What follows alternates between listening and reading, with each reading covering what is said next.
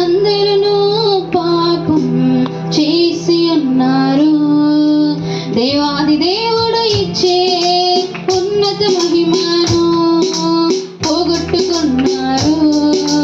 భేదం ఏమీ లేదు, అందరూ పాపం చేసి ఉన్నారు.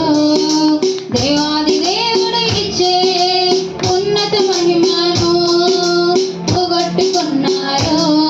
ఏ కులమైన మతమైన జాతైనా రంగైనా దేవుని దృష్టిలో అందరు పాపులే. ఏ కులమైన మతమైన జాతైనా రంగైనా దేవుని దృష్టిలో అందరు పాపులే. భేదం ఏమీ లేదు, అందరూ పాపం చేసి ఉన్నారు. దేవాది దేవుడు ఇచ్చే ఉన్నత మహిమను పోగొట్టుకున్నారు.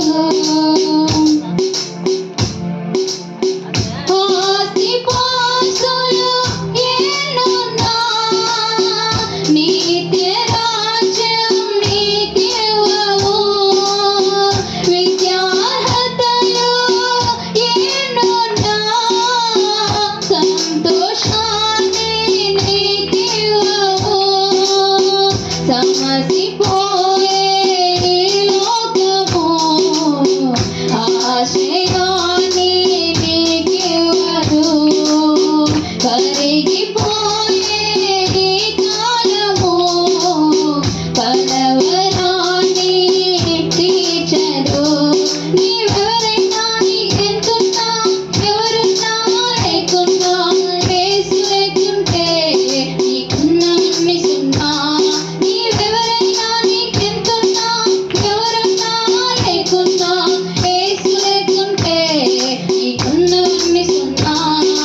భేదం ఏమీ లేదు, అందరూ పాపం చేసి ఉన్నారు. దేవాది దేవుడు ఇచ్చే ఉన్నత మహిమను పోగొట్టుకున్నారు. పుణ్య కార్యాలు చేసినా పవిత్రత నీకు రాదుగా. తీర్థయాత్రలు తిరిగినా కలగదు నీ పాపము.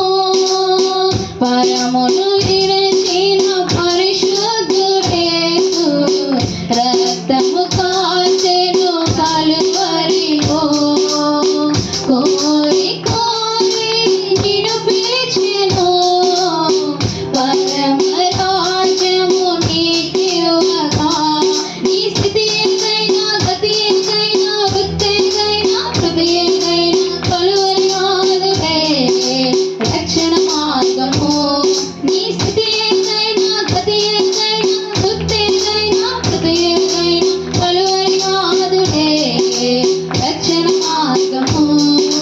భేదం ఏమీ లేదు, అందరూ పాపం చేసి ఉన్నారు. దేవాది దేవుడు ఇచ్చే ఉన్నత మహిమను పోగొట్టుకున్నారు. భేదం ఏమీ లేదు, అందరూ పాపం చేసి ఉన్నారు. దేవాది దేవుడు ఇచ్చే ఉన్నత మహిమను పోగొట్టుకున్నారు. ఏ కులమైన మతమైన జాతైనా రంగైనా దేవుని దృష్టిలో అందరు పాపులే. ఏ కులమైన మతమైన జాతైనా రంగైనా దేవుని దృష్టిలో అందరు పాపులే. భేదం ఏమీ లేదు, అందరూ పాపం చేసి ఉన్నారు. దేవాది దేవుడు ఇచ్చే ఉన్నత మహిమను పోగొట్టుకున్నారు. భేదం ఏమీ లేదు, అందరూ పాపం చేసి ఉన్నారు.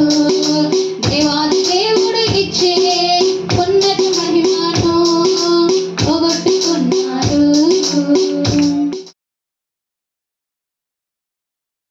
తలలోంచినట్లయితే చిన్న ప్రార్థనతో మనము దేవుని యొక్క వాక్య ధ్యానంలోకి మనం వెళదాం. దయచేసి అందరూ కూడా తల నుంచి ప్రార్థన చేసుకుందాం. మమ్మల్ని అత్యధికముగా ప్రేమించేటువంటి మా ప్రియ పరలోకపు తండ్రి, మా గొప్ప దేవ పరిశుద్ధులు, మీకు వందనములు, స్తుతులు, స్తోత్రములు చెల్లిస్తున్నాం. నానా యొక్క చక్కటి సమయంలో ఈ ప్రాంతంలో నీ యొక్క మాటలు విత్తడానికి నీ పనివాడుగా ప్రభా మమ్మల్ని తీసుకొచ్చినందుకు వందనాలు, స్తుతులు, స్తోత్రాలు. నీ వాక్యము వినున్నట్లుగా ప్రభా అందరి యొక్క చెవులను మీరు తెరవమని ప్రార్థిస్తున్నాం.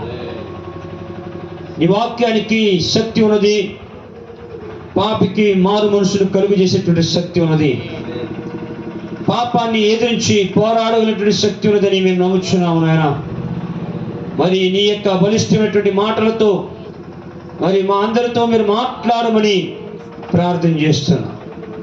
మీకే వందనములు, స్తుతులు, స్తోత్రములు చెల్లిస్తూ ఇక్కడ కూడి వచ్చేటువంటి వీళ్ళందరినీ కూడా మీ స్వాధీనంలో ఉంచుకోమని, మరి ఈ యొక్క మైక్ శబ్దము ద్వారా మరి సమీపంలోను దూరంలోను వింటున్నటువంటి వారందరినీ కూడా మీ స్వాధీనంలో ఉంచుకొని నీ మాటలు వారు వినున్నట్లుగా, వారి యొక్క రక్షణార్థమైనటువంటి మాటలు వారికి వెళ్ళినట్లుగా మీరు సహాయం చేయమని మా ప్రభు రక్షకుడైన క్రీస్తు యేసు పేరిట వేడుకొనుచున్నాము తండ్రి.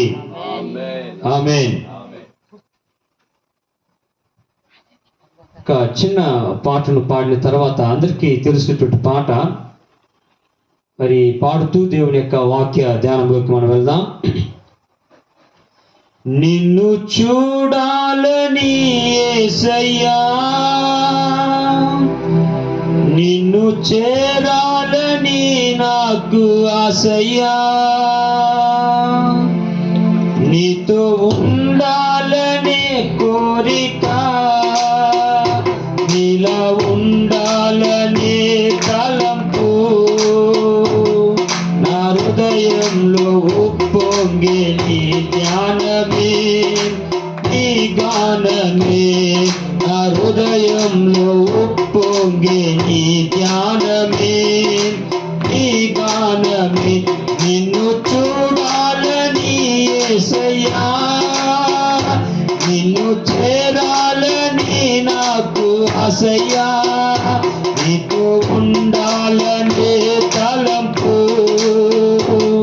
నా హృదయంలో ఉప్పొంగే నీ జ్ఞానమే, నీ గానమే నా హృదయంలో ఉప్పొంగే నీ జ్ఞానమే, నీ గానమే.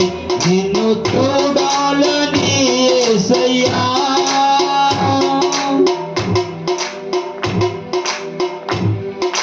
ప్రేమ జాలి దయా కనికరం కలిగిన నీ ముఖము చూడాలని, ప్రేమ జాలి దయా కనికరం కలిగిన నీ ముఖము చూడాలని నాలో ఆశ కలుగుతున్నది, నా ఆశంతా నీవేనయ్యా,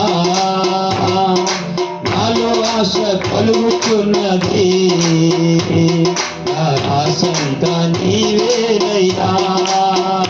నిన్ను చూడాలని, నిన్ను చేరాలని నాకు ఆశయ్యా,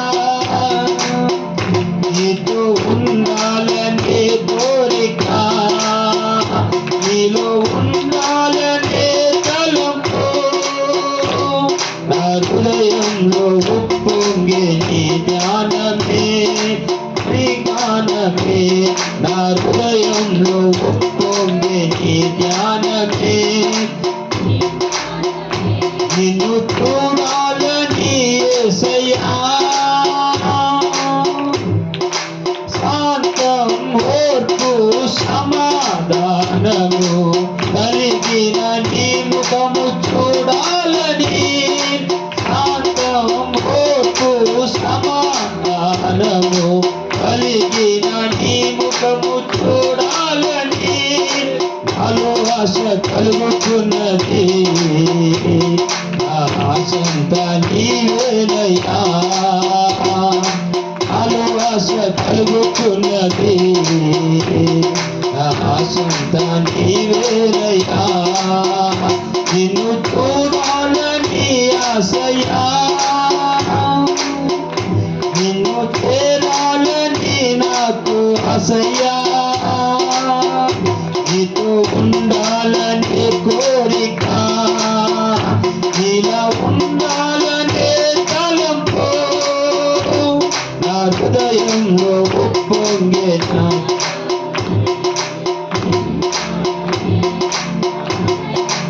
ఉప్పొంగే ఈ జ్ఞానమే, ఈ గానమే, నిన్ను చూడాలని ఆశయా, నీ స్వభావమునకు నేను ప్రతిబింబముగా ఉండాలని, నీ స్వభావమునకు నేను ప్రతిబింబముగా ఉండాలని నాలో ఆశ కలుగుచున్నది. నా ఆశంతా నీవేనయ్యా, నాలో ఆశ కలుగుచున్నది. నా ఆశంతా నీవేనయ్యా, నిన్ను చూడాలని ఆశయా, నిన్ను చేరాలని నాకు ఆశయా,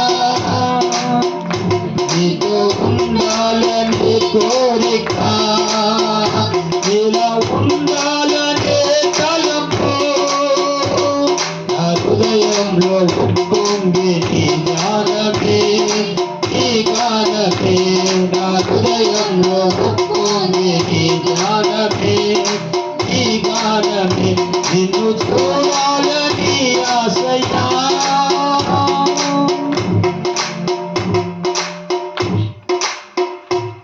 హల్లెలూయా.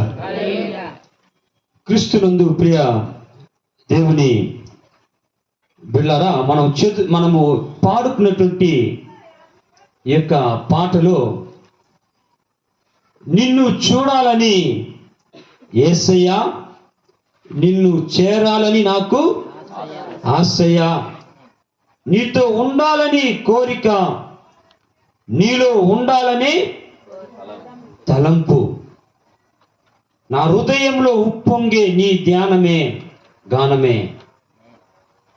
మరి పరిశుద్ధ బైబిల్ గ్రంథంలో కూడా ఒక వ్యక్తి యేసు ప్రభువును గూర్చి విన్నాడు. ఆయన గూర్చి అనేక రకమైనటువంటి విషయాలు విన్నాడు. ఆయన అద్భుతకరుడని, ఆలోచనకర్తని, వ్యాధులను స్వస్థపరిచేటువంటి దేవుడని, కుంటివారిని నడిపించాడని, గుడ్డివారికి చూపునిచ్చాడని, మరి అనేక రకమైనటువంటి దేవుని గుర్చేటువంటి కార్యాలను ఒక వ్యక్తి విన్నాడు. మరి ఆ యొక్క వ్యక్తిని గురించి ఒకవేళ అక్కడ కూర్చున్నటువంటి వారికి అందరికీ తెలుసు, ఒకవేళ చాలా మందికి తెలియకుండా ఉండొచ్చు. మరి ఆ యొక్క వ్యక్తిని గురించి పరిశుద్ధ బైబిల్ గ్రంథము మనకు ఏమి చెప్తుంది అని మనం గమనించినట్లయితే, యేసు ప్రభు ఆయన ఈ భూమి మీద తన యొక్క పరిచర్యను ప్రారంభించినప్పుడు మరి యెరికో అనేటువంటి ఒక పట్టణానికి ఆయన వచ్చాడు. యెరికో అన్నటువంటి పట్టణం ఎలా ఉంటుందంటే, మరి అది కొండ మీద ఒక పట్టణం ఉంది, కొండ కింద కూడా ఒక పట్టణం ఉంది. అందుకే ఆయన సంచరించుచు యెరికో పట్టణంలో ప్రవేశించి,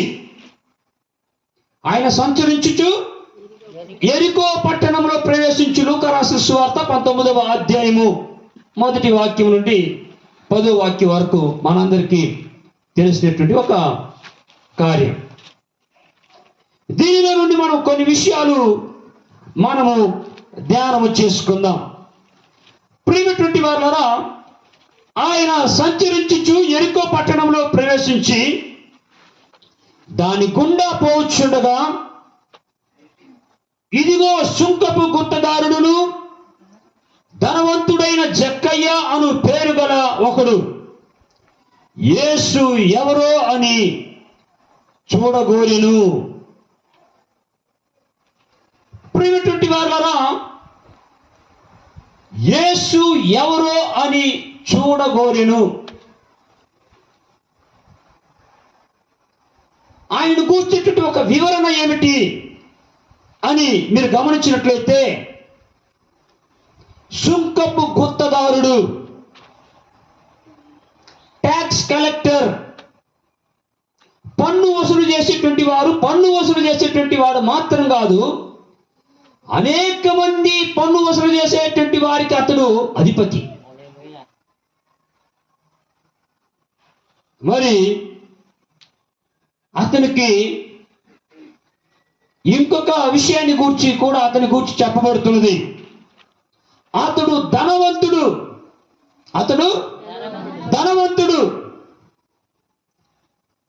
ఆ ధనవంతుడటువంటి ఆ యొక్క జక్కయ్య అనేటువంటి పేరు వెళ్ళేటువంటి అతడు, ప్రియమైనటువంటి వారలారా, యేసు ఎవరో చూడాలనుకున్నాడు.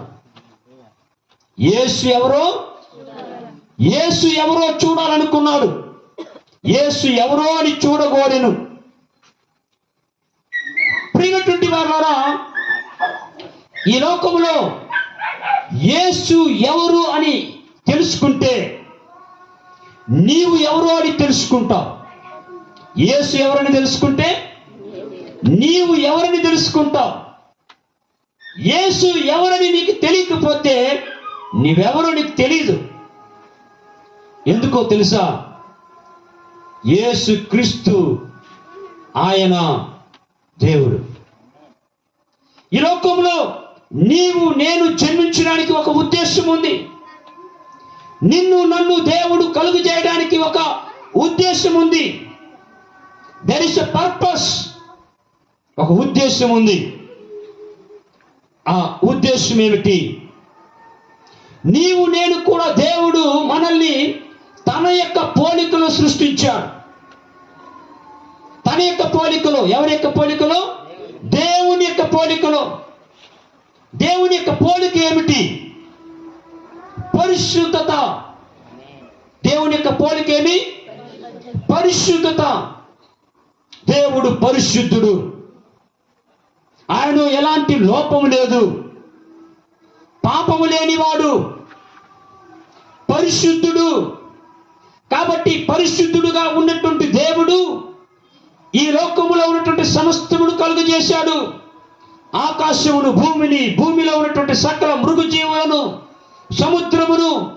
సముద్రములో ఉన్నటువంటి మత్స్యములను సమస్తమును కలుగజేశాడు. మరి మానవుని కలుగజేశాడు. తన పోలికలు కలుగజేశాడు. మానవుని ఒక విశేషమైనటువంటి రీతిగా కలుగజేశాడు. తన పోలికలు కలుగజేశాడు. అతనిలో పాపం ఏమీ లేదు. అతనిలో పాపం ఏమీ లేదు. అతనిలో ఏమీ లేదు, పాపము లేదు. ఎవరిలో? యేసుక్రీస్తులో కాదు, మనుషులకు కూడా.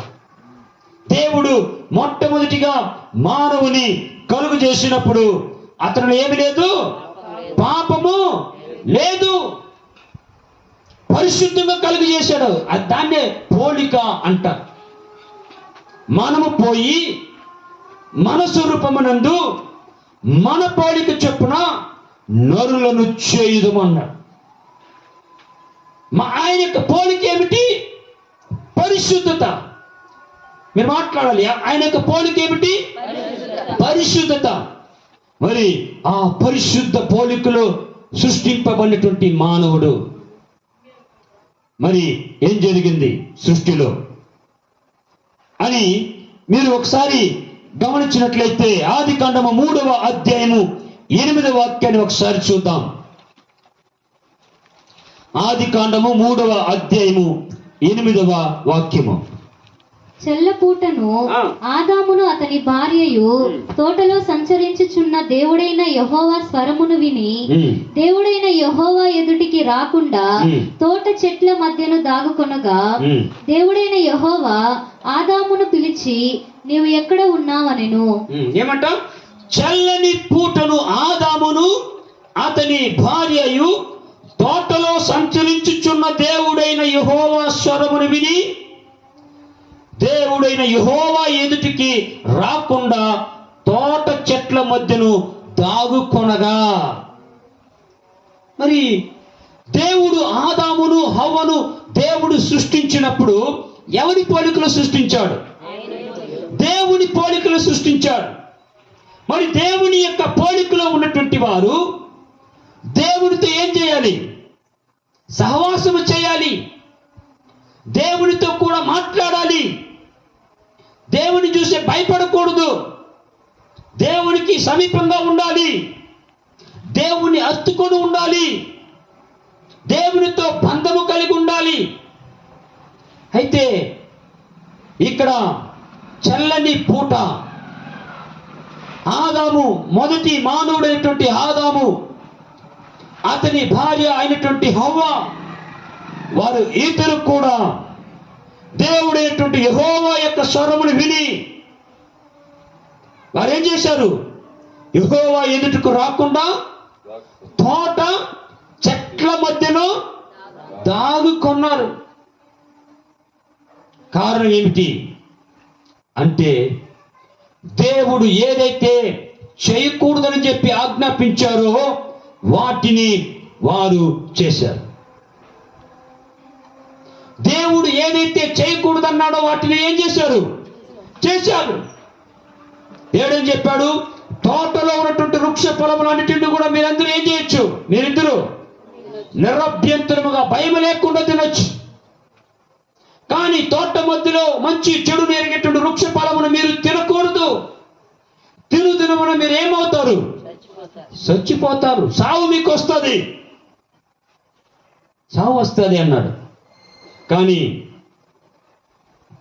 అపవాది అయినటువంటి సాతాను సర్పములే వారి మధ్యలోకి వచ్చి ఏం చేశాడు? దేవుడు ఏది అయితే తినకూడదని చెప్పి ఆజ్ఞాపించాడో అదే వృక్ష ఫలమును వారు తినున్నట్లుగా వారితో మాట్లాడి దేవుని యొక్క సత్యానికి బదులుగా అసత్యమును మాట్లాడి, దేవుని యొక్క సత్యానికి బదులుగా అసత్యాన్ని మాట్లాడి, దేవుడు దీన్ని మీరు తినకూడదన్నాడా? అవును, తినకూడదన్నాడు. వీడేమన్నాడు? మీరు తింటే తినుదినమున మీరు నిశ్చయముగా చేస్తారని చెప్పి దేవుడు ఆజ్ఞాపించాడు. అపవాది ఏమన్నాడు? మీరు వాటిని తినితే ఏమవుతారు? దేవుని వలె మారుతారు. ఆల్రెడీ వాళ్ళు ఎలా ఉన్నారు?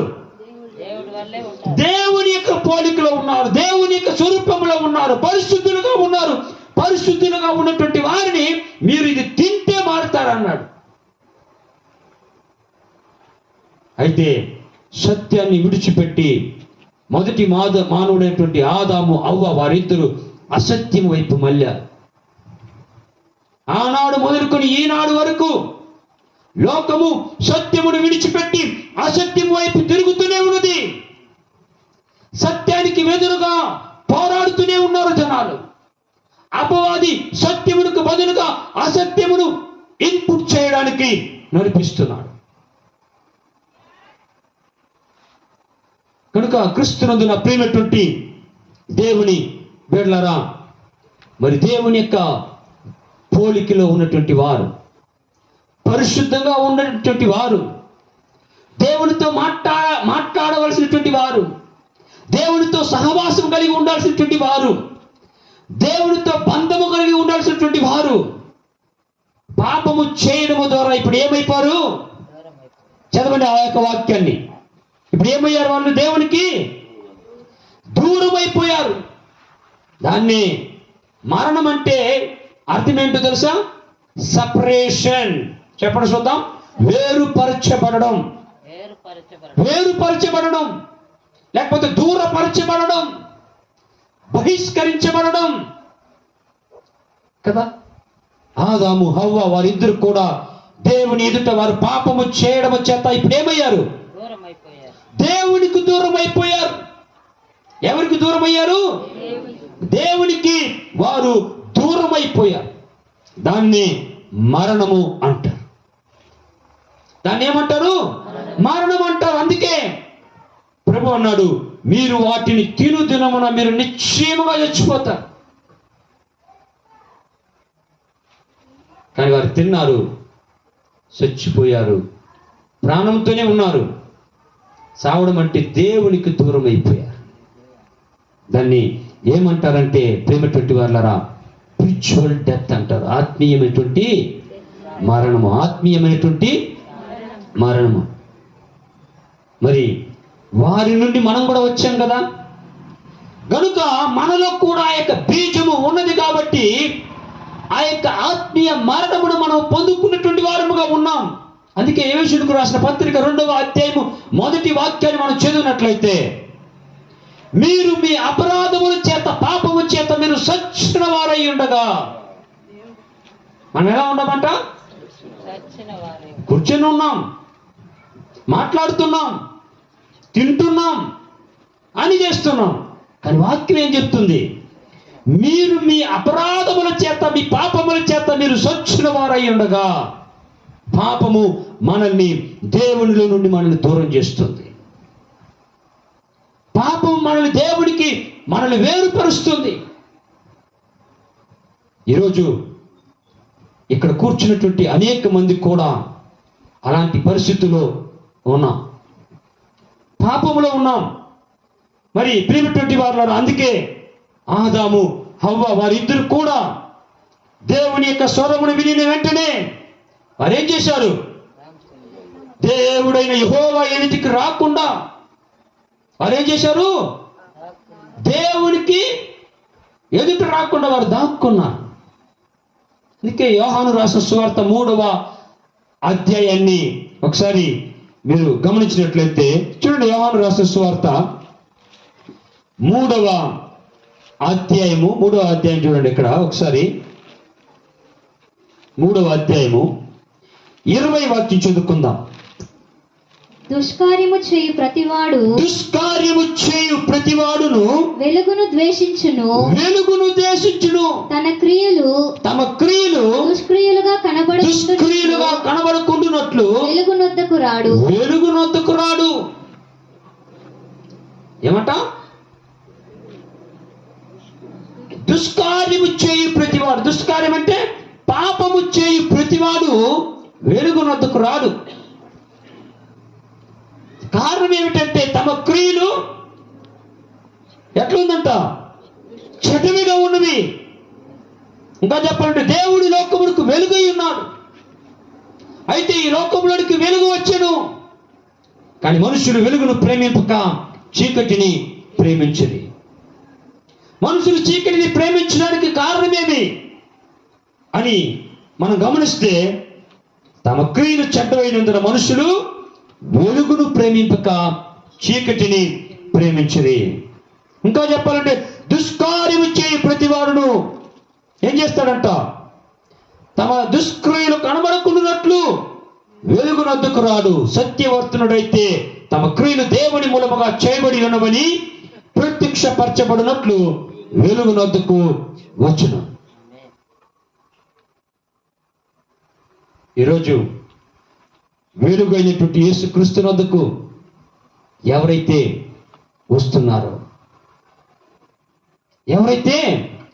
వస్తున్నారో వారు జీవములోనికి నడిపింపబడతారు. హల్లెలూయా. చూడండి, అందుకే ఆదాము హవ్వ ఎప్పుడైతే పాపము చేశారో వారు వెలుగు నుండి దూరపరచబడ్డారు. అసత్యం వైపు వారు మళ్ళారు. పాపములో వారు పడిపోయారు. ఆ పాపము వారిని దేవునిలో నుండి దూరపరచున్నది.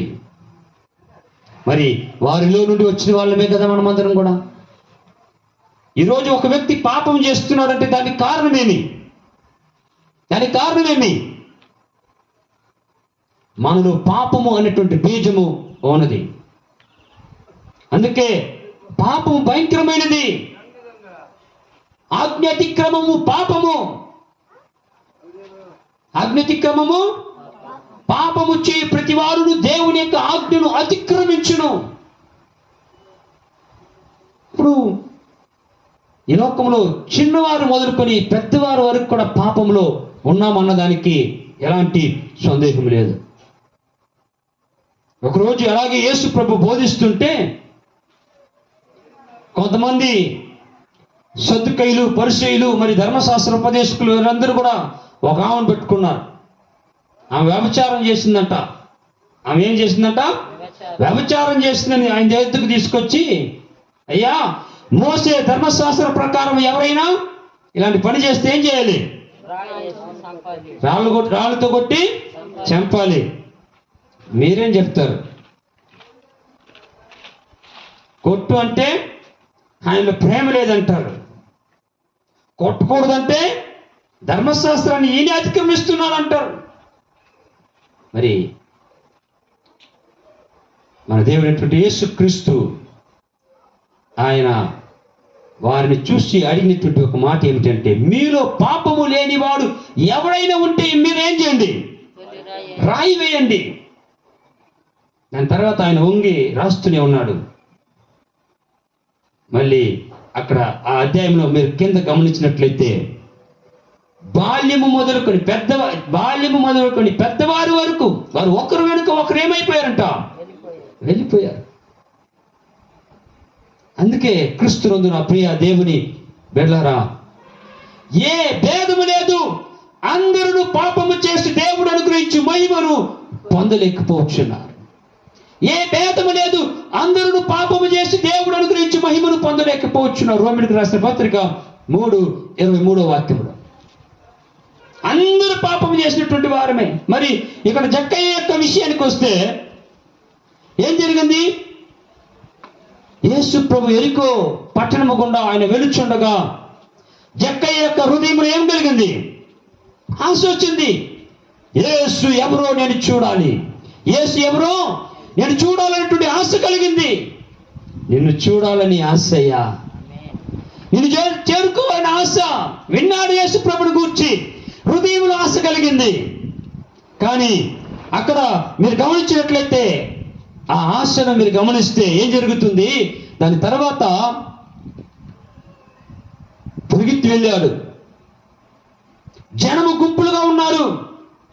యేసు ప్రభుని చూడడానికి అతనికి వల్ల పడలేదు. కొన్ని ఆటంకాలు ఉన్నాయి. అదేమిటంటే అతడు పొట్టివాడు. అతను ఎట్లాంటి వాడు? పొట్టివాడు. కానీ తన ఆశ మాత్రం ఆయన విడిచిపెట్టలా. తన ఆశను ఏం చేయాల? విడిచిపెట్టలా. పరిగెత్తాడు. యేసు ప్రభు మార్గంలో వస్తాడని ఆయన తెలిసిపోయింది. పరిగెత్తి వెళ్ళాడు. ఒక మేడు చెట్టును ఎక్కాడు. మేడు చెట్టు ఎక్కి అతడు యేసు ప్రభు కొరకు ఎదురు చూస్తూ ఉన్నాడు. కానీ యేసు ప్రభు ఆ మార్గంలో వచ్చాడు. వచ్చి ఏం జరిగింది మనందరికి తెలుసు. యేసు ప్రభు ఆ యొక్క మేడు చెట్టు కింద ఆగి జక్కయ్యను పేరు పెట్టి పిలిచాడు. ఒకవేళ నీలో ఆశ ఉంటే నీ ఆశను ఎరిగినటువంటి దేవుడు యేసుక్రీస్తు. నీ ఆశను ఎరిగినటువంటి దేవుడు యేసుక్రీస్తు. నువ్వు హృదయంలో తలుచుకుంటే చాలు. నువ్వు ఆయన దగ్గరికి నువ్వు రావడం అవసరం లేదు. ఆయన నిన్ను వెతికి వచ్చేటువంటి దేవుడుగా ఉన్నాడు. నువ్వు ఎక్కడ ఉన్నా సరే నిన్ను వెతికి వచ్చేటువంటి దేవుడు ఆయన. ఒకవేళ నువ్వు మేడి చెట్టు కింద ఉండొచ్చు, వేరెక్కడైనా ఉండొచ్చు, కానీ నీ హృదయంలో యేసుక్రీస్తును చూడాలనేటువంటి ఆశ నీలో కలిగి ఉంటే నిన్ను వెతికి వచ్చేటువంటి వాడు యేసుక్రీస్తు. అక్కడికి వచ్చాడు. జక్కయ్యను ఆయన పిలిచాడు. ఏమని పిలిచాడు? జక్కయ్య, త్వరగా దిగుము, నేడు నేను నీ ఇంట ఉండవలసి ఉన్నది. నేను నీ ఇంటికి వస్తా. హల్లెలూయా. మరి అక్కడ ఏం జరిగింది? అక్కడ ఉన్నటువంటి ఆ యొక్క చుట్టుపక్కల ఉన్నటువంటి వారందరూ ఏం చేస్తున్నారు? ఏమని మాట్లాడుతున్నారు?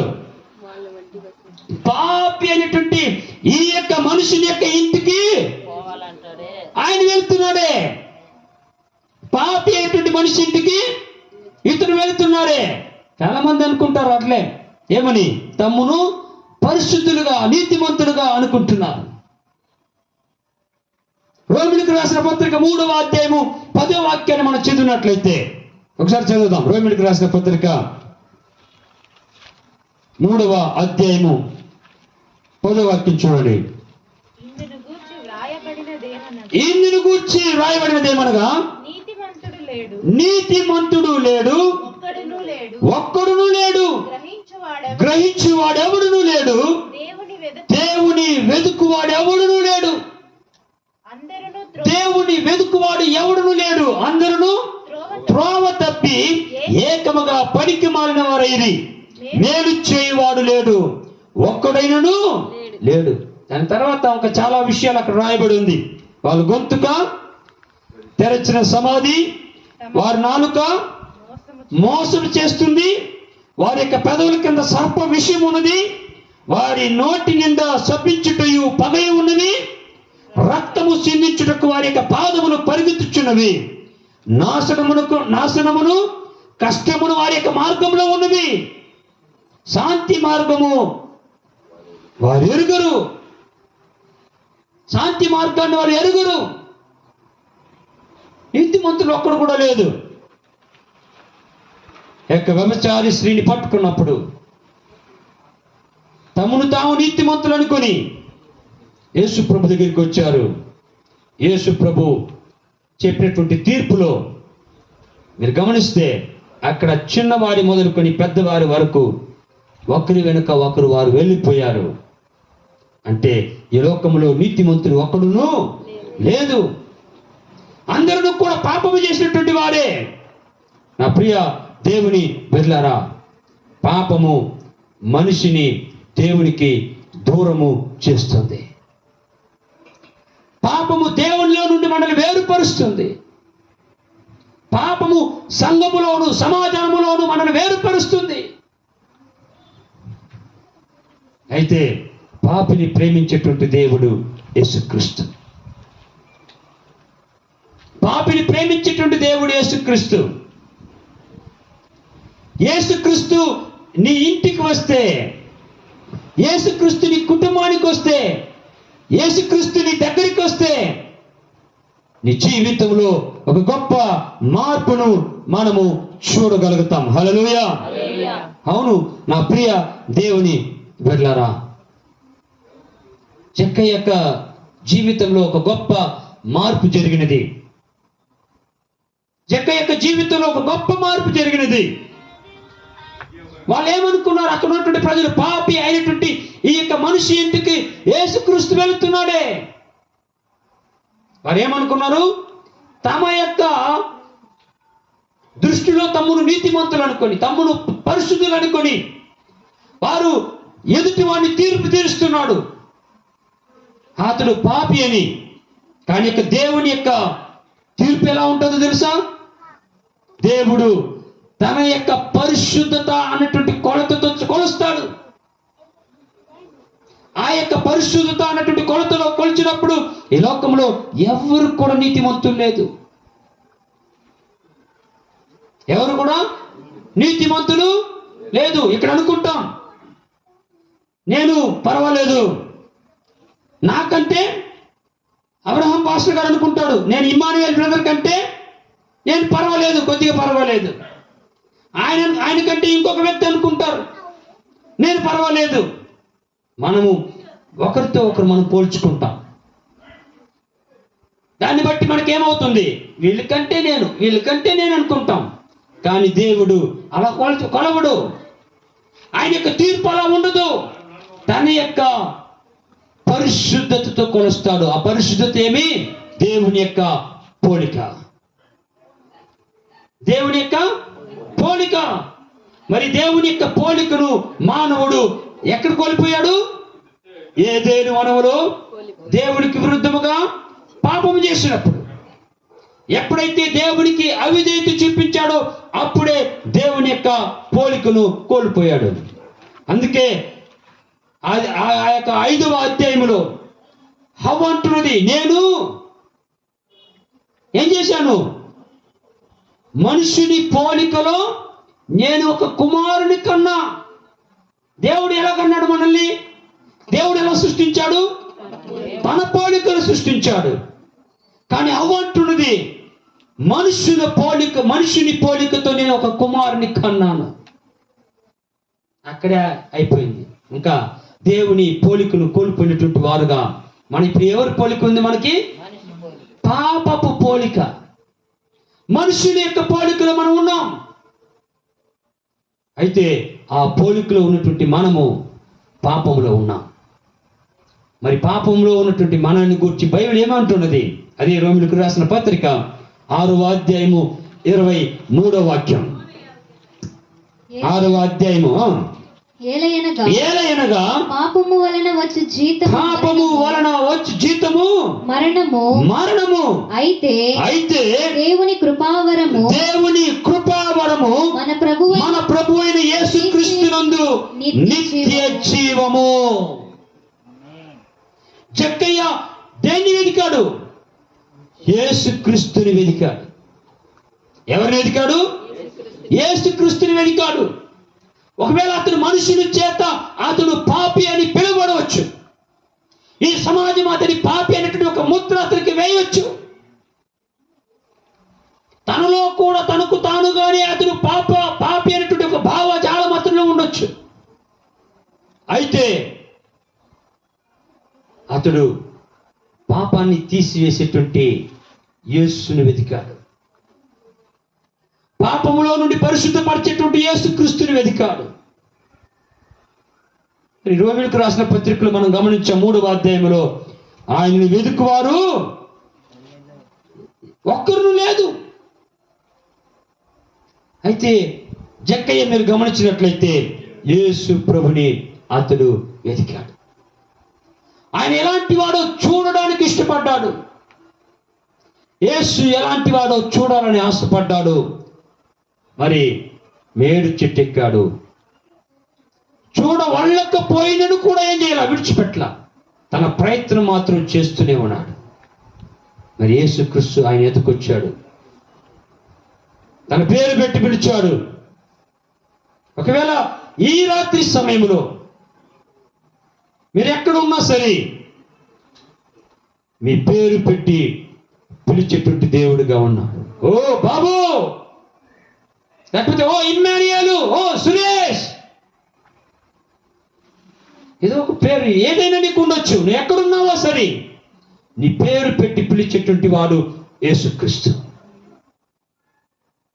నీ ఎక్కడ పక్కన ఉన్నటువంటి వారికి నీ పేరు తెలుసో తెలీదు, నాకు తెలీదు. కానీ యేసుక్రీస్తుకు నీ పేరు తెలుసు.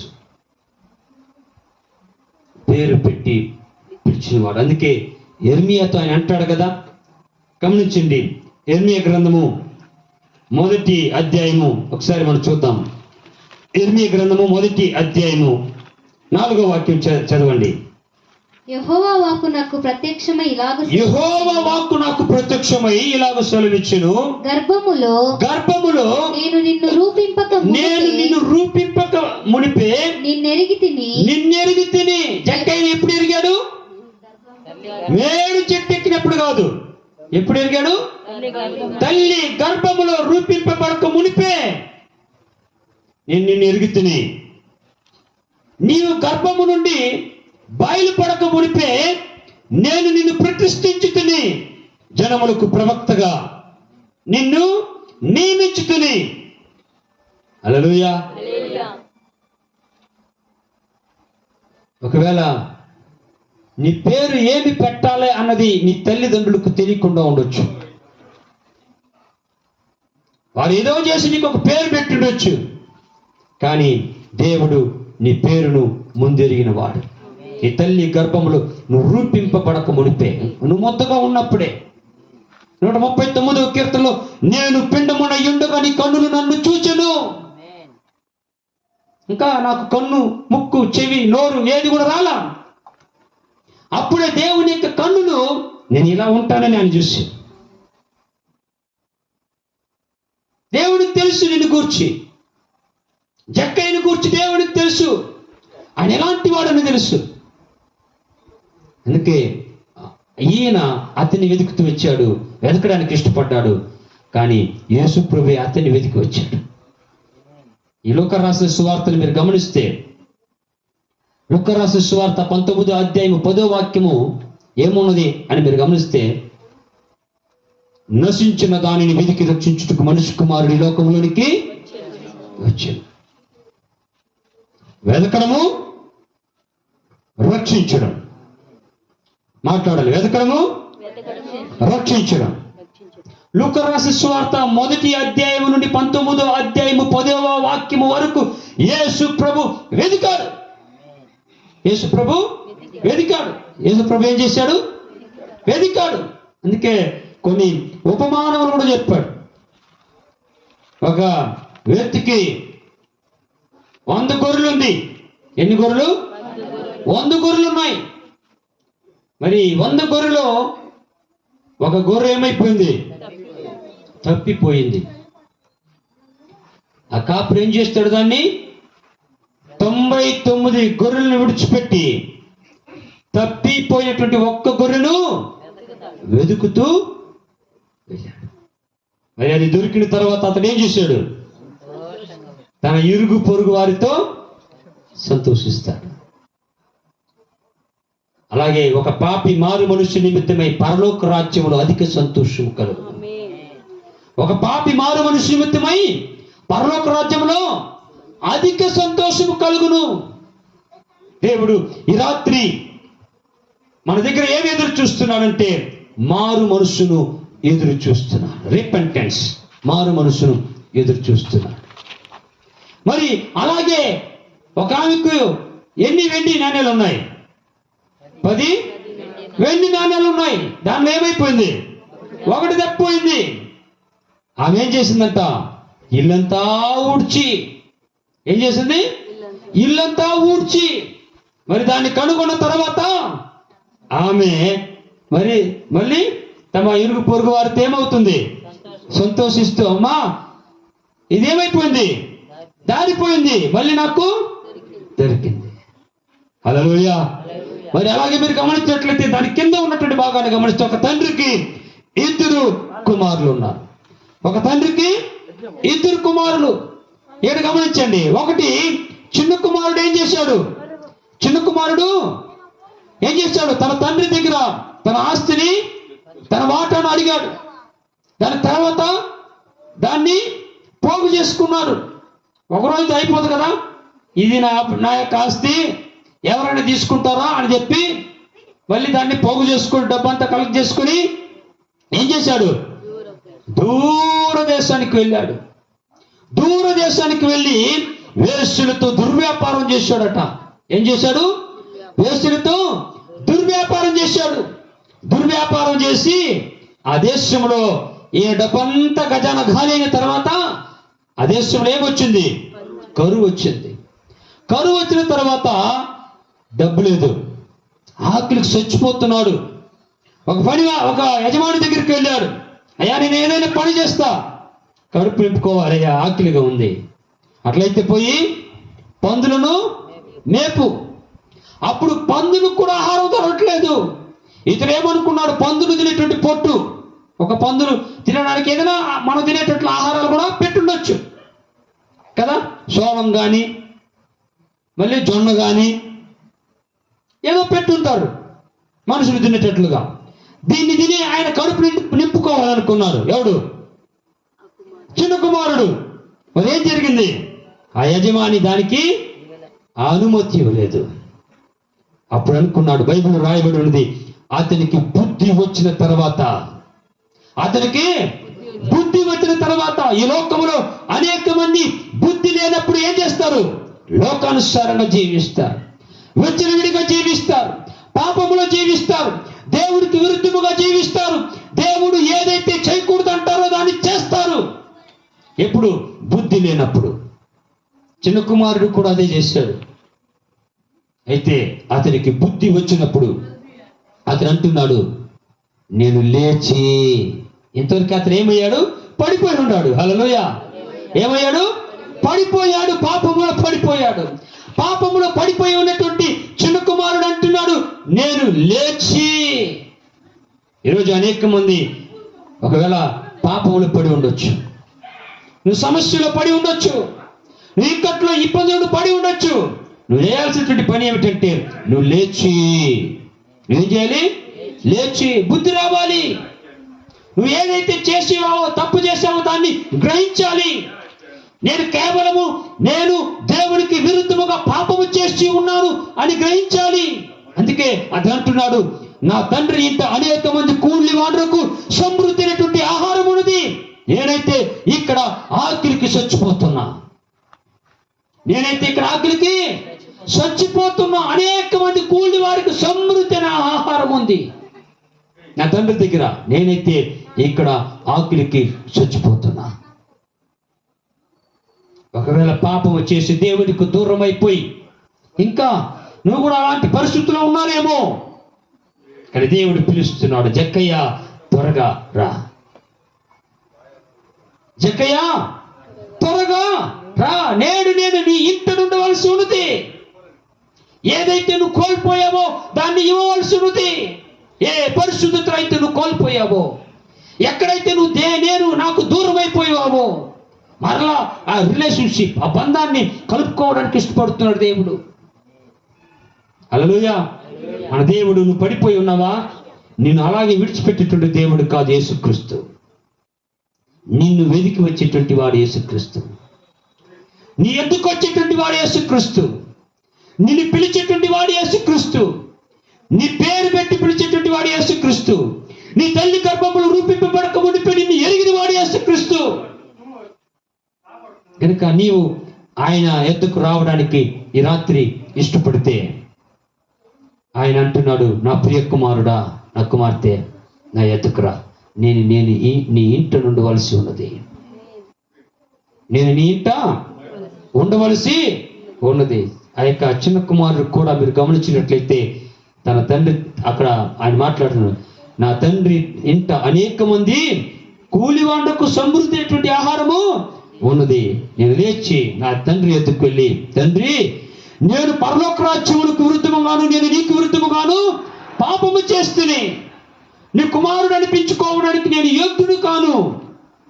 నేను నీ కుమారుడు అనిపించుకోవడానికి యోగ్యుడు కాను అని చెప్పుదాం అనుకున్నాడు.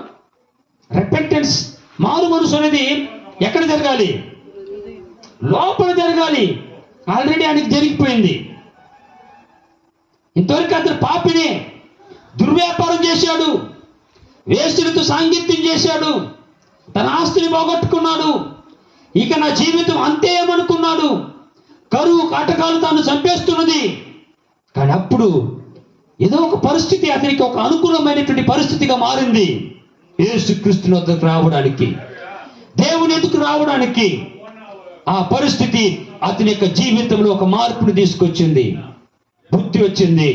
నేను నా తండ్రి దగ్గరికి వెళ్తానని వెళ్ళి ఒక ప్రార్థన చేశాడు. పరలోక రాజ్యమునకు విరుద్ధముగాను, నేను నీకు విరుద్ధముగాను పాపము చేస్తాను. ఇక మీదటికి నీ కుమారుడు అనిపించుకోవడానికి నేను యోగ్యుడు కాను అన్నాడు. వెంటనే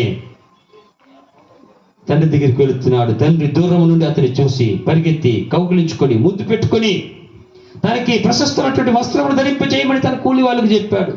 తనకు ఉంగరాన్ని తొలగించాడు. తన పాదములకు పాదరక్షకమును తొలగించాడు. తను స్వీకరించుకున్నాడు. నా ప్రియ దేవుని బిడ్డలారా, ఈ రాత్రి ఒకవేళ దేవునికి దూరంగా ఉండొచ్చు, దేవునికి దూరం అయిపోయి ఉండొచ్చు. నీ పరిస్థితిని బట్టి పాపం వల్ల నువ్వు దేవునికి దూరం అయిపోయి ఉండొచ్చు. కానీ దేవుడు మాత్రం నేను సమీపిస్తూనే ఉన్నాడు, నీ దగ్గరికి వస్తున్నాడు. అందుకే ఆ తండ్రి అంటున్నాడు, నా కుమారుడు చనిపోయాడు, మరలా బ్రతికాడు. నా కుమారుడు చనిపోయాడు, మరలా బ్రతికాడు. ఈ రాత్రి చనిపోయి ఉన్నటువంటి మనల్ని బ్రతికించడానికి యేసుక్రీస్తు లోకానికి వచ్చాడు. అందుకే రోమీయులకు రాసిన పత్రిక 6వ అధ్యాయము 23వ వాక్యములో, పాపము వలన వచ్చు జీతము మరణము, అయితే దేవుడి కృపావరమైతే మనకు నిత్య జీవము. అందుకే యోహాను రాసిన సువార్త 3వ అధ్యాయము 16వ వాక్యాన్ని ఒకసారి మనం చదివినట్లయితే మనందరికి తెలిసినటువంటి వాక్యమే, ఒకసారి చదువుదాం. దేవుడి లోకమును ఎంతో ప్రేమించును కాగా ఆయన తన అద్వితీయ కుమారుడిగా పుట్టిన వాడెందు విశ్వాసముంచు ప్రతివాడును నశింపక నిత్య జీవము పొందినట్లు ఆయనను ఈ లోకములోనికి అనుగ్రహించెను. దేవుడు ఈ లోకాన్ని ప్రేమిస్తున్నాడు. God so love the world. దేవుడు ఈ లోకాన్ని ప్రేమిస్తున్నాడు. ఆ ప్రేమ ఏం జరిగిందంటే పరలోక రాజ్యమును విడిచిపెట్టి ఈ భూలోకానికి లోక రక్షకుడుగా, నిన్ను రక్షించేటువంటి వాడుగా, నిన్ను పరిశుద్ధపరిచేటువంటి వాడుగా, నిన్ను తన బిడ్డగా మార్చుకునేటువంటి వాడుగా యేసుక్రీస్తు ఈ లోకానికి లోక రక్షకుడుగా వచ్చాడు. ఆయన నువ్వు నశించిపోతున్నావు కాబట్టి నిన్ను రక్షించడానికి వచ్చాడు. అందుకే నశించిన దానిని వెతికి రక్షించుటకు మనిషి కుమారుడుగా ఆయన ఈ లోకానికి వచ్చాడు. యేసుక్రీస్తు ఈ లోకానికి రావడానికి కారణము నీ పాపముల నిమిత్తమై, నా పాపముల నిమిత్తమై మరణించడానికి వచ్చాడు. అందుకే శిలువలో వేలాడదీయబడినప్పుడు కుడివైపున ఒకడు, ఎడమవైపున ఒకడు ఉన్నాడు. మరి ఎడమవైపున ఉన్నటువంటి వ్యక్తి ఏమంటున్నాడు? ఎడమవైపునటువంటి వ్యక్తి ఏమంటున్నాడు? నువ్వు దేవుని కుమారుడు అయితే నిన్ను నీవు రక్షించుకొని నన్ను రక్షించు. యేసుక్రీస్తు నన్ను రక్షించుకోవడానికి వచ్చాడా? మరి దేనికి వచ్చాడు? మనల్ని రక్షించడానికి వచ్చాడు, నిన్ను రక్షించడానికి వచ్చాడు, నన్ను రక్షించడానికి వచ్చాడు. అయితే రెండవ వాడు ఆ సత్యాన్ని గ్రహించాడు. అందుకే కుడివైపునటువంటి వాడు ఎడమవైపు ఉన్నటువంటి వాడిని చూచి వాడిని గద్దించుచు ఏం చేశాడు? వాడిని గద్దించుచు ఏమంటున్నాడు? నీవు దేవునికి కూడా భయపడవా? అట్లంటే అతడు దేవుడని గ్రహించాడు. ఎవని నాలుకైతే యేసును ప్రభువుగాను దేవునిగాను తన నోటి ద్వారా ఒప్పుకుంటున్నారు వారికి నిత్య జీవము. హల్లెలూయా. ఎవరైతే తన నోటితో యేసుక్రీస్తుని దేవునిగాను ప్రభువుగాను ఒప్పుకుంటున్నారో వారికి నిత్య జీవం. అందుకే రోమిలకు రాసిన పత్రికలో 10వ అధ్యాయంలో 9వ వాక్యము 10వ వాక్యాన్ని ఒకసారి మనం చదివినట్లయితే చదవనమా? 9:10 10వ అధ్యాయము 9:10. అదేమనగా యేసు ప్రభువని నీ నోటితో ఒప్పుకొని దేవుడు మృతులలో నుండి ఆయనను లేపెనని నీ హృదయమందు విశ్వసించిన ఎడల నీవు రక్షింపబడుదువు. ఏలయనగా నీతి కలుగునట్లు మనుష్యుడు హృదయమునందు విశ్వాసముంచును, రక్షణ కలుగునట్లు నోటితో ఒప్పుకొనును. ఎప్పుడైతే నీ నోటితో నీ హృదయమునందు విశ్వాసం ఉంచుతున్నావో నీకు నీతి కలుగుతుంది. నీ నోటితో ఎప్పుడైతే ఒప్పుకుంటున్నావో నీవు రక్షింపబడుదువు. ఇక్కడ మీరు గమనించినట్లయితే చిన్న కుమారుడు కూడా ఏం చేశాడు? తన నోటితో ఒప్పుకున్నాడు. ఏమని ఒప్పుకున్నాడు? తండ్రి, నేను పరలోక రాజ్యమునకు విరుద్ధముగాను నీకు విరుద్ధముగాను నేను పాపము చేస్తేనే నీ కుమారుడు అనిపించుకోవడానికి నేను యోగ్యును కాను అని తను తగ్గించుకొని ఒప్పుకున్నాడు. గనుక ఇమ్మీడియట్ గా అతనికి ఏం జరిగింది? రక్షణ వచ్చింది. శిలువలో వేలాడబడినటువంటి కుడివైపున ఉన్నటువంటి వాడు ఏమన్నాడు? నీవు దేవునికి కూడా నువ్వు భయపడవా? నీవు దేవునికి కూడా భయపడవా? మనకైతే ఇది న్యాయమే. శిలువలో వేలాడబడు ప్రతివాడును శాపగ్రస్తుడు. శిలువలో వేలాడబడినటువంటి వాడు శాపగ్రస్తుడు. మరి మనకైతే మనం శాపగ్రస్తులమే, పాపము చేసిన వారమే, బంటిపోతు దొంగలమే. ఇది మనకు న్యాయము. కానీ ఆయన ఏ తప్పిదమును చేయలేదు. గ్రహించాడు యేసు పరిశుద్ధుడని. అయ్యా, మీ రాజ్యంలో వచ్చినప్పుడు నన్ను జ్ఞాపకం చేసుకో. ఈ రాజ్యంలో వచ్చినప్పుడు గమనించండి అమ్మా, చూడండి ఇక్కడ నీ రాజ్యము, దేవునికి ఒక రాజ్యం ఉన్నదని అతనికి తెలిసింది. దేవునికి అతడు దేవుడిని గ్రహించాడు. తాను ఒక పాపిని గ్రహించాడు. నీ రాజ్యంలో నన్ను జ్ఞాపకం చేసుకున్నాడు. అందుకే దేవుని యొక్క వాక్యం సెలవిస్తున్నది, మొట్టమొదటిగా ఏం చేయాలంట? దేవుని యొక్క నీతిని రాజ్యమును వెదుకుడి, అప్పుడు అవన్నీ నీకు అనుగ్రహింపబడుతుంది. ఆయన యొక్క నీతిని, మత్తయి రాసిన సువార్త 6:33 వాక్యాన్ని మీరు గమనిస్తే, కాబట్టి మీరు ఆయన రాజ్యమును నీతిని మొదట వెదుకుడి, అప్పుడు మీకు అవన్నీ అనుగ్రహింపబడును. నువ్వు దేవుని యొక్క నీతిని, దేవుని యొక్క రాజ్యాన్ని నీవు వెతికితే నీకు రక్షణ దొరుకుతుంది. జక్కయ్య దేవుని యొక్క రాజ్యాన్ని వెతికాడు. ఆ రాజ్యానికి అధిపతి అయినటువంటి యేసుక్రీస్తుని వెతికాడు. ఆ అధిపతి అయినటువంటి ఆ దేవుడైనటువంటి యేసుక్రీస్తు తానే తన కుటుంబానికి వచ్చాడు. తన కుటుంబంలో చేర్చుకున్నాడు, హృదయంలో చేర్చుకున్నాడు, తన కుటుంబంలో చేర్చుకున్నాడు. యేసు ప్రభు అతను చూసి అంటున్నాడు, ఇతరును అబ్రహాము కుమారుడే, నేడు ఈ ఇంటికి రక్షణ వచ్చి ఉన్నది. నేడు ఇంటికి రక్షణ వచ్చి ఉన్నది. హల్లెలూయా. యేసు ప్రభు లోకానికి ఎందుకు వచ్చాడంటే మనల్ని నాశనం చేయడానికి కాదు. దొంగతనమును, హత్యను నాశనము చేయను. నేనైతే నా గొర్రెల కొరకు ప్రాణమును పెట్టడానికి వచ్చాను. దొంగ దేనికి వస్తాడు? దొంగతనం చేయడానికి వస్తాడు, హత్య చేయడానికి వస్తాడు, నాశనం చేయడానికి వస్తాడు. కానీ యేసు ప్రభు అంటున్నాడు, నేను నా గొర్రెల కొరకు ప్రాణమును పెట్టడానికి వచ్చాడు. ఆయన మంచి కాపరి, ఆయన మంచి కాపరి, ఆయన మంచి కాపరి. అందుకే తన యొక్క తలలో ముళ్ళు కిరీటాన్ని పెట్టారు, తన కాళ్ళు మేకులు కొట్టారు, తన చేతులు మేకులు కొట్టారు. శిలువలో వేలాడబడు ప్రతివాడును శాపగ్రస్తుడు అన్నదాన్ని, ఆ శాపానికి పాత్రులుగా ఉన్నటువంటి మనము, మన మీద రావాల్సినటువంటి శిక్ష దండన ఆయన తన మీద వేసుకున్నాడు. మనకు బదులుగా మన స్థలములో మన కొరకు యేసుక్రీస్తు చనిపోయాడు. మన కొరకు యేసుక్రీస్తు మరణించాడు, మరణాన్ని గెలిచాడు, తిరిగి లేచాడు. హల్లెలూయా. నేను ముగించిపోతున్నా, దయచేసి మీరు గమనించండి. జక్కయ్యని చూసినటువంటి వారు, తన ఇరుగు పొరుగు వారు అతన్ని చూసి, ఇతడు పాపి అన్నాడు. కానీ యేసు ప్రభు ఏమన్నాడు? ఇతడు అబ్రహాము కుమారుడు అన్నాడు.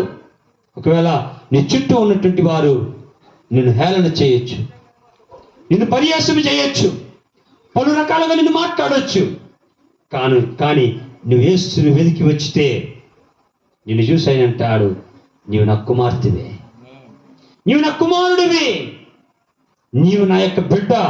హల్లెలూయా. అందుకే క్రైస్తవుడు ఏమంటాడో తెలుసా? నేను భక్తుడు అనడు, నేను దేవుని యొక్క కుమారుడు, కుమార్తెను అంటాం. We are children of God.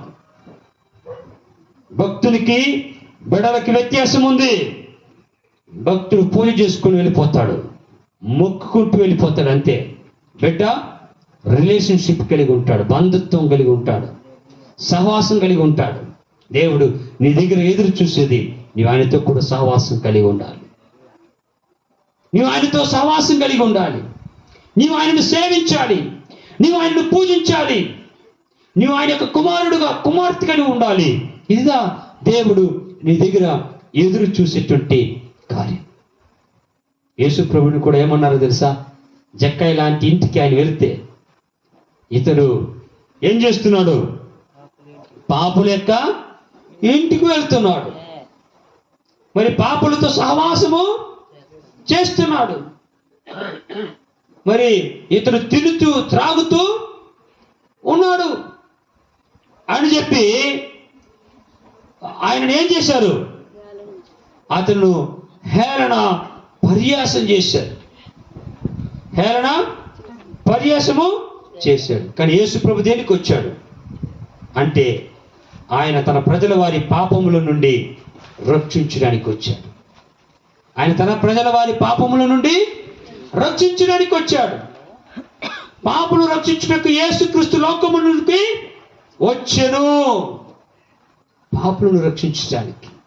కానీ ఈ లోకంలో ప్రతి వారు కూడా దేవునికి విరుద్ధముగా పాపము చేసిన వారే. కనుక నా ప్రియ దేవుని బిడ్డలారా, మన పాపముల నుండి రక్షించువాడు మన ప్రభు అయినటువంటి యేసుక్రీస్తు. జక్కయ్య వలె మనం ఉన్నామా? ధనవంతుడే, పొట్టివాడే. నేను ఒక్క విషయం మాత్రం నేను చెప్పి ముగిస్తా. అలాగే ఇంకొక ధనవంతుడు యేసు ప్రభు దగ్గరికి వచ్చాడు. ఏం చేశాడు? వచ్చి, అయ్యా, నేను నిత్య జీవితం పొందుకోవాలంటే నేనేం చేయాలి? నిత్య జీవితం పొందుకోవాలంటే నేనేం చేయాలి? నువ్వు పోయి నీ ఆస్తిని అమ్మి బీదలకు ఇచ్చి మళ్ళీ వచ్చి నన్ను వెంబడించు. అక్కడ ఆయనకి ఇష్టంలా. బైబిల్లో రాయబడి ఉంది, అతడు మిగులు ఆస్తి కలిగిన వాడు కనుక అదేం చేశాడంట? తన ముఖమును చిన్నపుచ్చుకొని వెళ్ళిపోయాడు. రక్షింపబడ్డా? రక్షింపబడ్డా? దేవుడు అంటున్నాడు, ఒంటి యొక్క సూది బెజ్జములో ఒంటి దూరడము దుర్లభం, కుదరని కార్యం. ఒకవేళ అదైనా దూరిపోవచ్చు, కానీ ధనవంతుడు పరలోక రాజ్యంలో ప్రవేశించడము అసాధ్యం అన్నాడు. కానీ ఇక్కడే ఇతను కూడా ధనవంతుడే కదా. అట్లాంటి దాని అర్థమేమి? ధనము వైపు వెళితే అది నీకు విగ్రహంగా మారుతుంది. దేవునికి మారుగా నువ్వు ఏదైతే ఉంచుకుంటున్నావో అది నీకు విగ్రహము. కనుక నువ్వు దేని వెనుక వెళుతున్నావు? ధనం వెనుకనా? యేసు వెనుకాల. యేసు ప్రభుని పిలుస్తున్నాడు. యేసు ప్రభు పిలిచిన వెంటనే జక్కయ్య స్పందించాడు. ఇమ్మీడియట్ గా దిగాడు. తన ఇంటికి పోయాడు. అయ్యా, నా ఆస్తిలో సగము నమ్మి నేనేం చేస్తా? పేదలకు ఇస్తా. ఎవడి యొద్దైనా నేను అన్యాయముగా తీసుకుని ఉన్నాడనా నేను మరలా తిరిగి ఇచ్చేస్తా 4 అంతలుగా.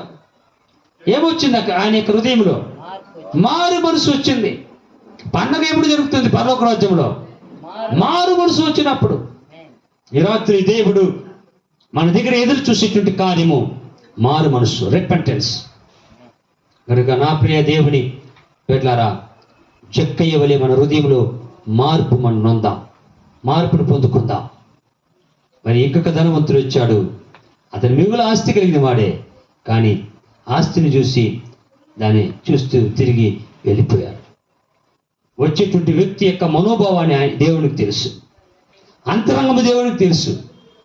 ఇక్కడ కొంతమంది పాస్టర్ గారు కూడా మాట్లాడి చెప్పారు, ఒకవేళ నువ్వు వ్యాధి బాగోవాలని వచ్చి ఉండొచ్చు, నువ్వు దాన్ని మాత్రం చూసుకుంటే వ్యాధి బాగవుతుంది, హాస్పిటల్కి పోయినప్పుడు బాగవుతుంది. కానీ రక్షణ లేకపోతే మనము నరకానికి వెళ్తాం. యేసుక్రీస్తు లోకానికి ఎందుకు వచ్చాడు? మనిషి కుమారుడు తీర్పు తీర్చడానికి రాలేదు, కానీ దేనికి వచ్చాడు? రక్షించడానికి వచ్చాడు. యేసుక్రీస్తు లోక రక్షకుడు. చెప్పండి చూద్దాం. యేసుక్రీస్తు లోక రక్షకుడు. యేసుక్రీస్తు ఈ లోకానికి రక్షకుడు. యేసుక్రీస్తు లోకానికి రక్షకుడు. కనుక ఆ రక్షకుడు మిమ్మల్ని పిలుస్తున్నాడు. ఈ రాత్రి ఎక్కడ ఉన్నా సరే ఈ మైక్ శబ్దం ద్వారా ఒకవేళ మీ కుటుంబంలో నుండి వింటూ ఉండొచ్చు. నీకు నీతి కలిగినట్లు నీ హృదయమునందు విశ్వాసం ఉంచము. నీకు రక్షణ కలిగినట్లు నీ నోటితో యేసుని ప్రభుగాను దేవునిగాను ఒప్పుకొనుము. అప్పుడు మీరును మీ ఇంటి వారును రక్షణ పొందుకుంటారు. ఆ రక్షణ భాగ్యము సమీపంలోను దూరంలో నుండి వింటున్నటువంటి వారికి దేవుడు అనుగ్రహించునుగాక. ఆమేన్. అందరూ కూడా మనం తలలో ఉంచినట్లయితే చిన్న ప్రార్థన చేసుకుందాం. అందరూ కూడా తలలో ఉంచుదాం. మోకరిద్దాం. వీలు పడితే ప్రభు దగ్గర మనం అడుగుదాం, ప్రభువా, నేను రక్షింపబడాలని ఇష్టపడుతున్నా, లేకపోతే రక్షణ లేని వారికి రక్షణ మీరు అనుగ్రహించమని నేను ప్రార్థన చేస్తున్నా. ఒకవేళ జక్కయ్య వలె నేను ఉండొచ్చు, ఈ లోకం నన్ను ఆటంకపరచవచ్చు, నేను పాపిని. వీడు పోయి మారు మనసు పొందుతాడా? వీడు పోయి రక్షణ పొందుకుంటాడా? వీడు ఈ అలవాట్ల నుండి తిరుగుతాడా అని. కానీ వాటిలో నుండి మార్పు ఇవ్వడానికి శక్తి సమర్థుడు మీరు కదా ప్రభువా. ఒకవేళ ఈ రాత్రి ఎవరైనా అలాంటి మనసుతో ఉన్నారేమో దూరం నుండి వింటూ, వారితో మాట్లాడు నాయన. రక్షణ కలుగు చేయవాడు మీరే కదా నాయన. మారు మనసును కలుగు చేయండి, రక్షణ కలుగు చేయండి, నిత్య జీవితాన్ని వారికి అనుగ్రహించమని ప్రార్థన చేస్తున్నా. ప్రేమ స్వరూపమైనటువంటి దేవుడు వారి యొక్క హృదయంలో ఒక మార్పును కలుగు చేయమని ప్రార్థన చేస్తున్నా. నేడు నీ ఇంటికి రక్షణ వచ్చినది. ఇతరుడు అబ్రహాము కుమారుడే. అభాగ్యము ఈ మాటను వింటున్నటువంటి వారికి మీరు అనుగ్రహించమని ప్రార్థిస్తున్నా. దేవానికి వందనాలు. ఇక్కడ కూడి ఉన్నటువంటి ప్రతి బిడ్డను మీరు దీవించుము ఆయన. ప్రతి బిడ్డను మీరు ఆశ్రయించుము తండ్రి.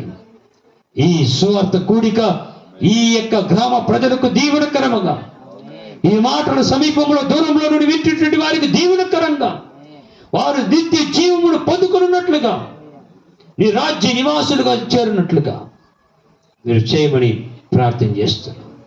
మీరు అలా చేసినందుకు వందనాలు, స్తుతులు, స్తోత్రం చెల్లిస్తాం. మా ప్రభు రక్షకుడైన క్రీస్తు యేసు పేరిట వేడుకొనుచున్నాము తండ్రి. ఆమేన్, ఆమేన్. ఈ మంచి అవకాశాన్ని ఇచ్చినటువంటి మరి పాస్టర్ అబ్రహాం అయ్య గారికి నా యొక్క హృదయపూర్వకమైనటువంటి వందనాలు. మరి సంఘస్థులందరికీ నా యొక్క ప్రత్యేకమైనటువంటి వందనాలు తెలియజేస్తున్నా. సమస్త మహిమ ఘనత ప్రభావం దేవునికి కలుగును గాక. ఆమేన్. గారు దేవుని మాటలను చక్కగా దేవుని యొక్క మాటలను మనకు చెప్పారు. దేవుడు ఎందుకోసం ఈ లోకానికి ఆయన వచ్చాడు? యేసయ్య రక్షణ ఇవ్వడానికి ఈ లోకానికి వచ్చాడు. ఆయన్ని చూడాలని జక్కయ్య ఆశపడ్డాడు.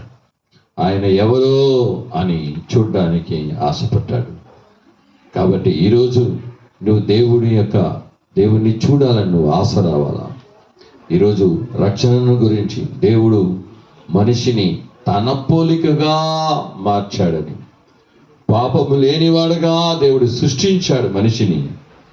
కానీ మనిషి పాపము చేశాడని, ఆ పాపములో నుండి విడుదల చేయాలని యేసయ్య తిరిగి లోకానికి వచ్చి ఆయన చెప్పాడు, 100 గొర్రెలు ఒక గొర్రె తప్పిపోతే 99 గొర్రెలను వదిలిపెట్టి ఒక గొర్రెను వెతకడానికి వెళ్ళినట్టుగా యేసయ్య మనలను వెతికి లోకానికి వచ్చాడు. హల్లెలూయా. కాబట్టి ఈ మాటలు వింటున్నటువంటి దేవుని జనులారా, ఏదో ఎవరైతే యేసుక్రీస్తు ఈరోజు ఆ మాటలు విని ఆ యేసుక్రీస్తు నాకు కావాలన్నప్పుడు నువ్వు ప్రార్థన చేయి. ఇక్కడికి వచ్చినప్పుడు సేవకులు ఇంకను మీ కొరకు ప్రార్థన చేస్తారు, ఆలోచన చెప్తారు. కాబట్టి ఈ మాటలు విని ఈరోజే రక్షణ దినం. నిన్ను ఈ లోకంలో నువ్వు ఏమై ఉన్నా సరే రక్షణ లేకపోతే నీకు నరకమే. ఆ నరకానికి వెళ్ళకూడదని మేమందరము ప్రయాసపడి ప్రార్థన చేస్తూ దేవుని మాటలు ప్రకటిస్తున్నాం. ఎవరైతే నమ్మి విశ్వాసించి బాప్తిసం చేసుకుని దేవుని పిల్లలుగా ఉంటారో వాళ్ళు తీర్పు పొందక దేవుని యొక్క రాజ్యంలో చేర్చబడతారు. కాబట్టి దేవుడు అద్భుతంగా దేవుని యొక్క సేవకుల మూలంగా ఈరోజు అన్ని వాక్యాలు అనేకమైనటువంటి దేవుని మాటల చేత ఈ రక్షణ యొక్క సువార్తను మనకు ప్రకటించాడు. దేవుడు వారిని ఆశించుగాక. సో ఆయన పరిచర్య కొరకు, ఆయన కుటుంబం కొరకు, ఆయన ఆరోగ్యం కొరకు ఆయన ఇంకను బలంగా వాడుకోవాలని మనమందరూ ఏకీభవిద్దాం. ప్రార్థన చేసుకుని ఈ కూడికను ముగించుకుంటాం. మొక్కలిద్దాం, ప్రార్థన చేద్దాం. స్తోత్రములు తండ్రి, కృప కలిగిన దేవ, మహిమ కలిగిన దేవ, ఉన్నతమైన దేవ, సర్వశక్తిమంతుడా, నీకే స్తుతులు, స్తోత్రాలు, ఘనత, మానమయములు మేము చెల్లిస్తున్నాం. ఈ 2వ రోజుగా ఈ స్థలంలో మేము దేవుని యొక్క స్వార్థను ప్రకటించడానికి మాకు ఇచ్చిన గొప్ప అవకాశాన్ని బట్టి నీకు వందనాలు తండ్రి. అయ్యా, మా మధ్యన మీ దాసుని తీసుకొచ్చి తండ్రి రాజా అద్భుత రీతిగా నా తండ్రి రాజా మీరు మాట్లాడిన ప్రతి మాటను బట్టి నీకు వందనాలు, స్తుతులు, స్తోత్రాలు చెల్లిస్తున్నాను తండ్రి. ఈ మాటలు వింటున్నటువంటి విన్న వారిని అందరినీ కూడా రాజ్యం మీ చేతికి అప్పగిస్తున్నా. అయ్యా, వాళ్ళ హృదయంలో ఒక మార్పు జరగని మారు మనసును దేవుడు ఎదురు చూస్తున్నాడు. యేసయ్యా, అయ్యా నీవు ఎదురు చూస్తున్నది మారు మనసు. ఈ దినమున ఈ మాటలు విన్న ఒక్కొక్కరి హృదయంలో ఒక మారు మనసు కలుగును గాక అని ప్రార్థన చేస్తున్నాడు తండ్రి. అనేకులు నీ వైపు తిరిగి ఈ యేసు ఎవరు, యేసు ఎలాంటి వాడు, ఆయన మార్గం ఎలాంటిదో, ఆయన యొక్క కార్యం ఎలాంటిదో తెలుసుకోవడానికి రాజా ఇంకా ముందుకు రావడానికి సహాయం చేయి ప్రభా. మిమ్మల్ని విశ్వాసించి ప్రార్థించడానికి సహాయం చేయి.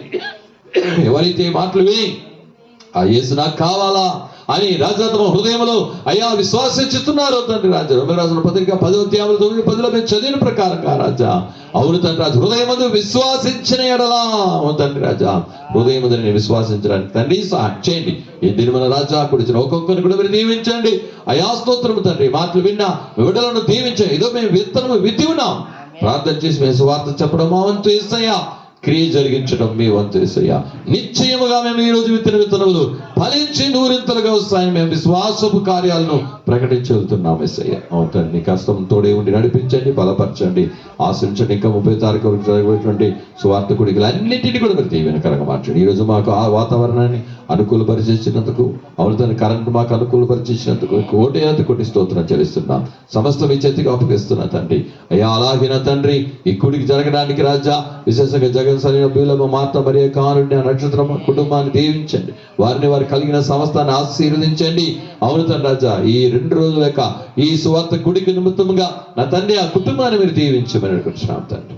ఈ యొక్క రాజ వీధిని మీరు దీవించండి, ఇక పై కాళ్ళ కింద కాళ్ళని మీరు దీవించండి, రక్షించండి తండ్రి, అనేక రక్షణలో రావడానికి సాయం చేయండి. అలా చేసిన వందనాలు. మమ్మల్ని తీసుకొచ్చి మీరు దేశ సేవకులు బట్టి వందనాలు. తిరిగి ప్రయాణంగా వెళ్తున్నటువంటి విశ్వాసులు కావచ్చు, రాజ సేవకులు కావచ్చు, నీ కాపుదల వారికి తోడే ఉండని రాజా. ముందు వెనక వేగత్వం అగ్నిస్తంగా ఉంది, సురక్షితంగా వారికి ఇంటికి చేర్చమని కూర్చున్నాం తండ్రి. సమస్తం నీ చేతికి అప్పగిస్తున్నాం. మీరు ఆశని దీవించి నడిపించి పెద్ద గొప్ప కార్యములు చేయమని మన ప్రభువును రక్షకుడైన యేసుక్రీస్తు నామమున చేత అడిగి వేడుకొనుచున్నాం తండ్రి. ఆమేన్, ఆమేన్, ఆమేన్. నా ప్రాణమా యెహోవాను సన్నతించుము, నా అంతరంగన సమస్తమైన పరిశుద్ధ నామాన్ని సన్నతించుము. నా ప్రాణమా యెహోవాను సన్నతించుము, ఆయన చేసిన ఉపకారములలో దేనిని మరొకము. ఆమేన్, ఆమేన్, ఆమేన్. మన వద్ద నుండి సేవకులు దేవుని ఆశీర్వాదం చెప్తారు.